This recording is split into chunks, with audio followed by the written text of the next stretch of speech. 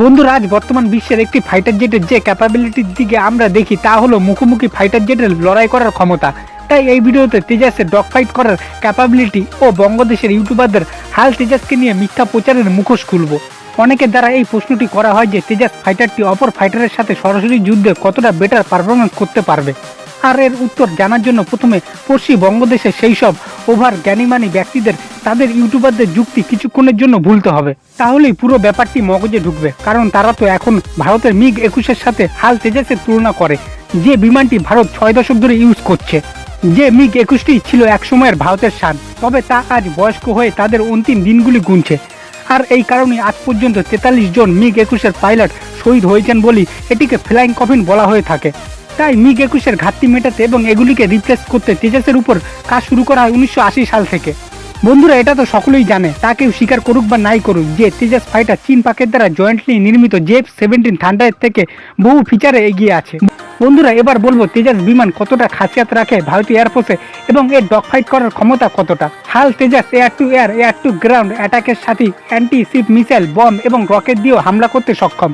Tejas 42% carbon fibre, 43% aluminium এবং titanium দিয়ে manufacture করা হয়েছে, যা সিঙ্গেল ইঞ্জিন এবং সিঙ্গেল সিটার এয়ারক্রাফট। তেজাস বিমান 54,000 ফিট পর্যন্ত 6 রকমের এয়ার টু এয়ার হাতিয়ার নিয়ে ফ্লাইং করতে সক্ষম, যার মধ্যে টার্বি, পাইথন অস্ত্র, এক্সরাম এবং R-73 ও মিটিওর মিসাইল সামিল আছে। এছাড়াও লেজার গাইডেড বম, ক্লাইড বমও নিয়ে ফ্লাইং করে শত্রুদের ধুলোয় মিশিয়ে দেওয়ার ক্ষমতা রাখে ভারতের তেজাস, যা তো পাকিস্তানের যে কোনো বিমানের সাথেও টক্কর নিতে সক্ষম F-16 ফ্যালকনের সাথেও ডগ ফাইটে। আর এইসব ফিচার ও হাতিয়ারের কারণে হাল তেজাস ইন্টারসেপ্টর ও বেটার ডগ ফাইটার হিসেবে সামনে আসবে যুদ্ধের পরিস্থিতিতে। বন্ধুরা, একটি জিনিস তেজাসের সাথে প্রমাণিত যে এই বিমানটি রাশিয়ান মিগ 21-এর থেকে বেশি সুরক্ষিত, যেমন বর্তমানে তেমনই ভবিষ্যতেও হতে চলেছে। তেজাস ফাইটারে একটি অ্যাডভান্স ডিজিটাল ককপিটের সাথে শক্তিশালী ইসরায়েলি AES এর রাডার সিস্টেম ইন্টিগ্রেট করেছে, যার ফলে এটি Su-30 MKI ও মিরাজ 2000-এর তুলনায় বেশি সক্ষম সরাসরি ডগ বা কমব্যাট ফাইটে। বন্ধুরা, পশ্চিম দেশের ইউটিউবাররা বলে থাকে তেজাস জাং ফাইটার, কিন্তু তারা কোনোদিনও তেজাসের ক্যাটাগরি, ফিচার এবং কৌশলগত দিকগুলিকে তুলে ধরেনি।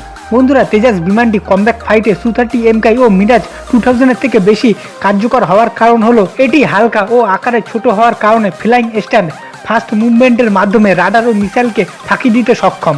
আকারে ছোট হওয়ার কারণে গ্রাউন্ড রাডারও এটিকে সহজে ইন্টারসেপ্ট করতে পারে না। কিন্তু তেজাসের অযৌক্তিক সমালোচকদের মাথায় এটা ঢোকে না যে ভারত দীর্ঘ 30 থেকে 35 বছর সময় নিলেও এই প্রজেক্ট বন্ধ করেনি, কারণ এতে ভারতের ভবিষ্যতের গেম চেঞ্জার প্ল্যানিং ও ইনভেস্ট করা আছে বিপুল অর্থের সাথেই। আমাদের বিজ্ঞানীরা তাদের বিজ্ঞানীদের মতো গাধা না। পৃথিবীতে বহু ফাইটার জেট বানানো হয়েছে এবং আমেরিকার মতো দেশও তাদের ঘাতক বিমানগুলির বহু পার্টস তাদের মিত্র দেশগুলি থেকে আমদানি করে। বন্ধুরা, ভারতের দীর্ঘ পরিশ্রমের ফল তেজাসের পরবর্তী ভেরিয়েন্ট যেমন মাক 1A এবং মাক 2 তো আরও বেশি খতরনাক হবে ডগ ফাইটের ক্ষেত্রে। বন্ধুরা, এই সমস্ত দিকের কোনোটিতেই চাইনিজ ভাঙারি মাল F-17 তেজাসের থেকে এগিয়ে নেই, আর মুখোমুখি যুদ্ধে তো জেতার প্রশ্নই ওঠে না।